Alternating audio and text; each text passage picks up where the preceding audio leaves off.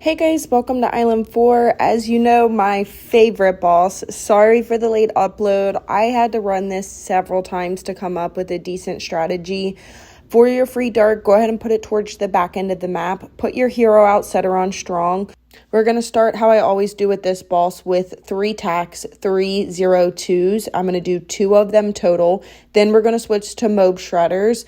I did turn the accessibility up on this because I wanted to see how the automatic worked. I did not watch all of the different updates for the boss, so I greatly apologize. I do turn the accessibility down a little bit. I didn't turn it up all of the way, but I just kind of wanted to see how it worked.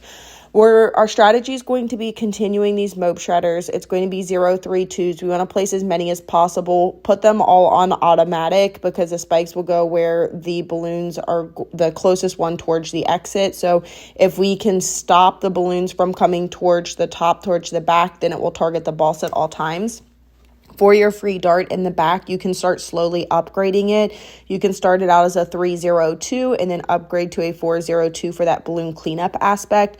Our strategy is going to continue these mob shredders, and we want to upgrade to a T5 as quickly as possible.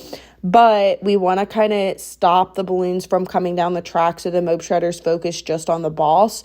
We're going to place that engineer towards the top, and we want to create an engineer trap and make it a 0-2-3 or just a 0-0-4. When you upgrade to the trap, when the balloon trap is completely full, it will give you income. If you upgrade it to a T5, it's going to give you a lot more income because the trap's bigger and it can trap the mobs as well. So we'll eventually upgrade that to a T5 to help generate a ton of income, and then that way we can create our Dart Paragon towards the back end of the map. But right now, our main focus is going to be continuing the mob shredder strategy and kind of helping with the balloon cleanup aspect. So you're going to continue seeing me build these. I'll place out a plane for additional defense as a 4-2-0 that will eventually upgrade. We're going to upgrade our tack to a 4-0-2. Remember to prevent all of the balloons from coming down. So that way on the automatic spikes, these all are focusing strictly on the boss. Continue your mob shredders and then slowly place out whichever one, it doesn't matter, to start creating our T5. It's going to be a 2-5-0. You can place it anywhere, and we'll end up selling the back mob shredders and creating that T5. I do suggest trying to do this before 40 if you can, or around there, so that way when the mobs come out and the balloons come out, as the rounds start coming out quicker, the back dart isn't going to hold as much, so you're going to see me quickly sell. Once we create the T5, it's going to be beneficial because the spikes are going to be going across the entire track, which is going to help then in the balloon cleanup aspect, and then that way we can start upgrading our engineer to start generating income. So that's what I'm saving up for. After you get a decent amount, you can just turn around and sell and create that T5 spike. Remember, with this particular boss, you're going to have that heat up bar, that purple bar. So as it heats up, it's going to freeze all of your towers for a few. And it's also going to throw lava and hit your high pierce towers. So that T5 spike that we just created, it's going to freeze a lot, but those spikes will go across the map and it's going to help. I'm going to continue these mob shredders because we pretty much sold all of them. And with the lava coming out, if we only have a few towers on the map, then that tower is just going to consistently freeze and we're not going to have damage. So the more towers you have out can be beneficial. But what we want to do is turn around and save to upgrade to our T5 engineer. That's going to help generate income. And then we can kind of go more towards a lazy strategy. This one is a lot of micro. It has a lot at the beginning, especially with this boss. You can't just kind of place and then just do one T5. You have to have multiple towers out, unfortunately. It's one of my least favorite bosses. But that's what we're saving up for, is going to be our T5 engineer. With having this update of automatic, you no longer have to go to close to smart, and it helps out so much without the micro on the mob shredder. So you can kind of just place them, put it on automatic and let it go. Once we get that engineer upgraded all the way to a T5, try to target your trap towards the very top of the map. That way it collects everything that it's going to hit, and it will collect the mobs, and then you'll start getting a ton more income.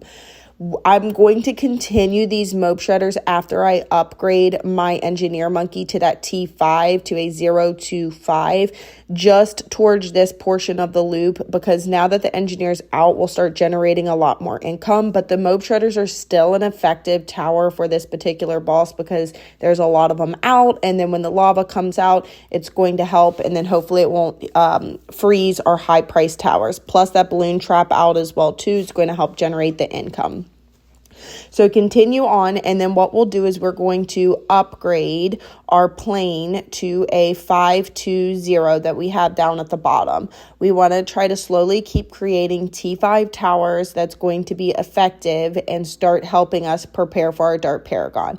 This is going to get you 97. It's not going to be the best score, but this is the boss that I struggle with least. So please feel free to use modifications as you want with this particular one.